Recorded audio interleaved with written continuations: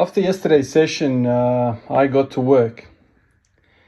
With the help of my dad, we got to work and we started clearing out the whole garage. As you can see, this is what was left when I walked in this morning. So we removed all of the three shelving storage,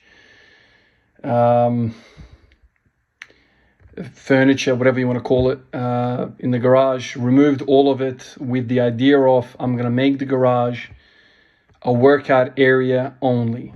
I'm going to make it nice. I've got this image in my mind, what I want it to look like. And when I saw the GHD arrive the other day, when I assembled it, my God, it just hit me. It hit me. I saw like exactly what I want. And I don't want many things. You know, I'm a minimalist at heart. But I know over the years what I've loved. And even though I got criticized for leaving certain things alone, in my mind, that was still in my heart, and I wanted to continue on. But it's usually something along the lines of, I can't get to the gym every single day, and so I want to make do at home. So things like, the seated calf raise, I made a big ruckus about it. Made a number of videos, but then it fell through, right? Why is that? Well, a lot of people said, because Ivan makes content for the sake of content. It wasn't that. It's just, I hit busy patches in my life and I can't get to the gym every day. I've got 3 kids. And so, if I don't have the seated calf raise at home, what do? Yeah, you can improvise, and I did. I tried, but it's not the same. Same with the GHD. I made the GHD at home years ago. It wasn't the same, so I kind of left it. Chased other ideas. Maybe it's a good morning. Maybe it's a RDL. But all these things were explored, but nothing can replace the actual thing. So this morning, as I walked in, I started rearranging, let's say, the formation of the equipment in my garage. So I flipped the GHD the other way.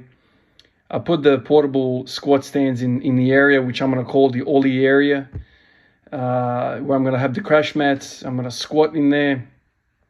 I'm going to do my cleans, my snatches. And in my squat rack over there, in the power rack, I'm going to do SSB squats, and I'm going to do bench pressing. So I've kind of designated areas in the place, even though you can do all of it in the squat rack, in the power rack. In my experience of all these years of training, I feel like you want to make things flow. You want to make things easy on your willpower. You don't want to be setting something up for like 30 minutes before you use it. You can sometimes get the energy to mess around 30 minutes before you start working out, but a lot of the days you just want to come in and do it.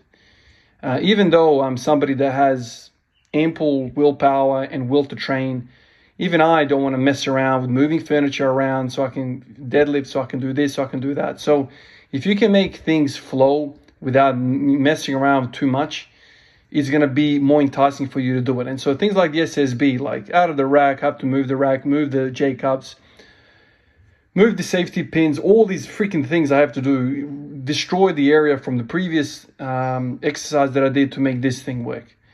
Now I thought, man, I'm going to make, certain things very accessible. For instance, ollie lifting, squatting, overhead pressing.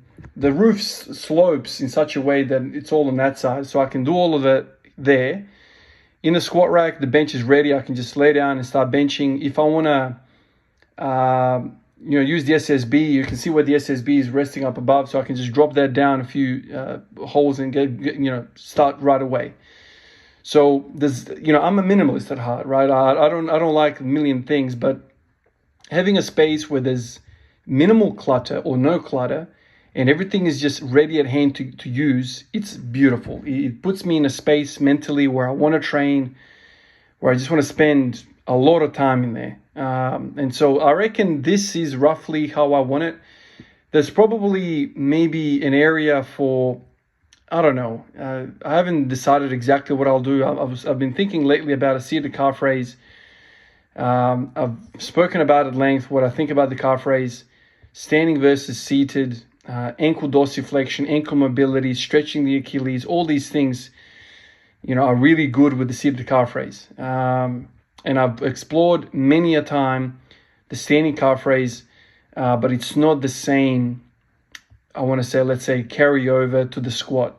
I feel like the seated calf raise puts the ankle, puts the knee, puts the calves in a position which mimic the squatting pattern. And I feel like those gains in dorsiflexion, in that mobility, carries over well. So I've been thinking about that. I've also been thinking about putting a mirror right next to the GHD on that little kind of next block of wall. Putting a mirror there, maybe getting some dumbbells, a dumbbell rack, and a incline bench, so I can start, doing some of that stuff. Not 100% sure about that, when that's going to happen. But I'm thinking, I want to get some gym flooring. I want to paint the walls black. All these things I want to do because I've finally decided it's time. It's time to invest in this passion of mine. It's time to get the tools that I need to do the job. I'm sick of freaking doing home jobs and trying to put things together out of all these awkward, blocks of wood, jerry cans, and all this sort of stuff to kind of make a GHD. Freaking get the GHD, man. This is not something that you're going to use once and forget and move on. This is something that is a large part of your life. This is my hobby. Other than all the other stuff that I have to do in my life, like everyone else, we've got lots of things going on. This is, when I have free time, this is what I think about. And so let's really think about it. Let's invest the money. What else am I going to spend the money on? Like I said yesterday, I'm not a rich man. I'm just a normal guy that goes to work, go to the hospital, come home, have a family. And then the little bit of free time that I have to myself, this is it. This is my hobby. In the early part of my life, like I said yesterday, teenage years, early 20s, I thought I was a car guy. I loved cars. But cars, the whole community, that whole endeavor never brought me peace like squatting did, like training did. There's something about training that fuels me, makes me feel well. With cars, it was always like, oh, police around the corner here. Is this illegal? Is this going to be a defect? Do I have to go to Regency and go through the freaking clearance? The cops are going to pin me again. What do I do here? Or, I've got a really fast car. I don't want to drive fast on the road. I'm a mature guy now. How can I be doing this? I'm a father of 3, a father of 2, father of 1. All these thoughts, it's just negativity all around. So I can enjoy my passion. Over the years, that kind of waned on me, and I thought, this is ridiculous. Spend all my hard-earned money on a car and then get pinned by the cops for having a car that is 1 millimeter too low than what the standards say. Screw that. Started kind of exploring the whole gym world, and I found positivity, self-improvement, positivity, soulfulness, peace, stress relief, just all positivity everywhere I looked. And it was funny, I first started off and I wasn't really sure. So I bought cheap stuff. Cheap barbell, cheap plates, cheap bench. The freaking bench that I have is from Kmart. I bought that thing for $25, $30 on special. I bench 152 kilos on a $30 bench. And this is Australian. In America, that's probably, we're talking like a $10, $15 damn bench. I can feel it move every time I sit. So I think it's time to start investing. And when I see that GHD, how well it's made, how beautiful it is to use, and I know I'm going to use it until the day I die. This is something that I've tested, man. I've done 4 years of training every day. If there's something I can prove to myself, it's that I am about this. So get stuff that's going to, the word that I'm struggling with is investment. I'm not business orientated. I'm not somebody that thinks about this sort of stuff. I'm a minimalist, and I hate spending money on unnecessary things. It bothers me deep down. I don't know why. I haven't really explored these ideas, but I've got some people around me who understand business, who understand money, and they've been kind of chipping away at my freaking stubbornness over the years to teach me that to invest is to build. And I always felt like investing is just throwing money away. But no, investing is not spending money. Investing is building upon. And that's something that deep down in my soul, I still don't quite fathom. I don't understand. But when I saw the GHD, I was like, even if they asked $3,000 right now, that I see it, that I feel it, it's worth it. I paid $1,600, right? But 3 grand, whatever the money is, this is an amazing piece of machinery. I'm going to spend thousands upon thousands of hours in this, and it's going to hold up. So, what's it worth to you, man? To me, my passion towards this is very high. So how can you put a price on something like that? Anyway, these thoughts run through my mind all the time, man. I struggle with these thoughts, especially being a dad, and I don't want to spend on myself. It just feels wrong. I've got things to worry about in other areas of my life, But then the thought of, well, if you build a nice gym that's welcoming, enticing, just nice, man, you're investing in their future as well. My son is more likely going to take an affinity to this if it looks nice, if it feels nice, if it's not too hard, if it's not walking around 50 pieces of clutter to get to the barbell so I can put a plate on so I can deadlift it. The reason why I haven't deadlifted is because I don't have enough space, man. I can't put a plate around the damn bar. It's just too crap. It's shit to use. Now there's space galore. I can do whatever I want. And I'm sure when he starts to grow up, and the 2 younger ones as well, when they start to grow up, they're going to be like, wow, dad's got a GHD.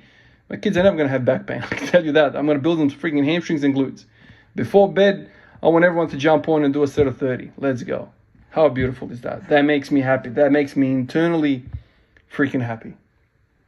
So I'm gonna start to renovate. My dad is a major part of all of this. This man is a handyman of handymen. He's somebody that seems to know everything. I don't know how these people know everything, but that generation seems to know everything that there is to know around cars, around buildings, around renovations. So like I showed you that clip at the start of the video, yesterday when we were clearing all this stuff out, there was a downpour. Like, I don't know where the freaking rain came from, but we were drenched because we were carrying this stuff out to his ute and taking it away. That drain thing in the corner on the left-hand side when you walk in, man, it flooded half the damn gym. So we kind of had a look at it. Now that we have access to it, there's no clutter. It was completely rusted over. So my dad somehow just in 2 seconds made it kind of flow out of the gym. So we kind of put bricks underneath and whatnot. And as we speak, he's now, looking into making this pipe, replacing it, all that stuff that he's, very handy about.